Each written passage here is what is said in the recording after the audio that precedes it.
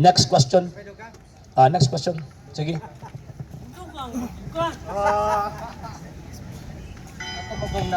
Ako nabasahan dito sa Buhat 3 versikulo 20 ba to? O, unya siya ang propeta. Pag dito sa Deuteronomio, kung ang maong propeta mosulti og lain nga Dios, patyon. Mao nga si Jesus gipatay.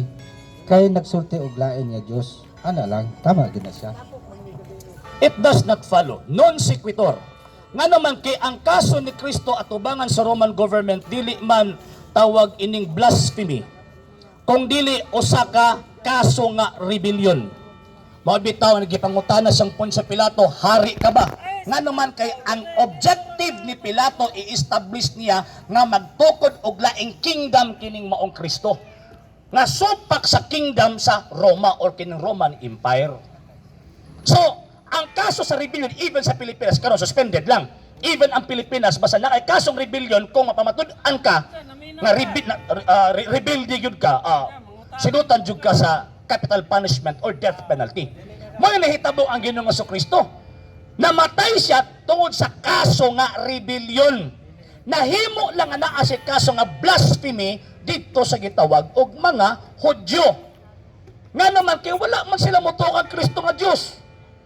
Unya ang Kristo o ang kasulatan mismo nagtudlo nga si Kristo tinuod nga Dios. Lain bang Dios si Kristo? No sir, no man. St. John chapter 1 verse 1 ingon pa sa balang kasulatan, in the beginning was the Word, and the Word was with God. Og kining pulong kauban sa Dios, waningon na og kining pulong laing Dios. Ang gingon og kining pulong kauban sa Dios, ang konklusyon og kining pulong Dios.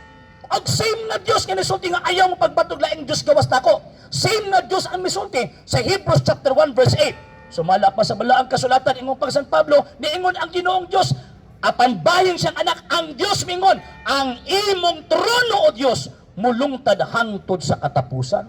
So dili laing Diyos.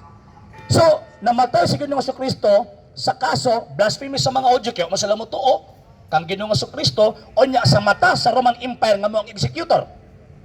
Sa gitawag og capital punishment, sa mata sa Roman Empire, ang iyang kaso, rebellion. Rebelde siya, more nagipatay siya sa capital punishment. Hindi ta magbuot-buot og tawag anang sabot sa balang kasulatan. Kaya kung magbuot-buot ang sabot, ang mahitabuan na, maturni nga atong panabot.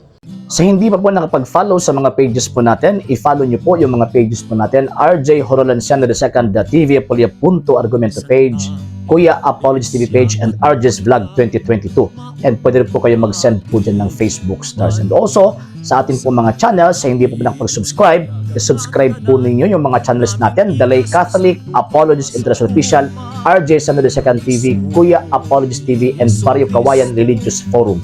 And pwede rin po kayo mag-send po dyan ng super sticker, super chats, and super thanks. And maraming salamat po sa mga kapatid ko mga Katoliko na always pong tumutulong sa programa po natin.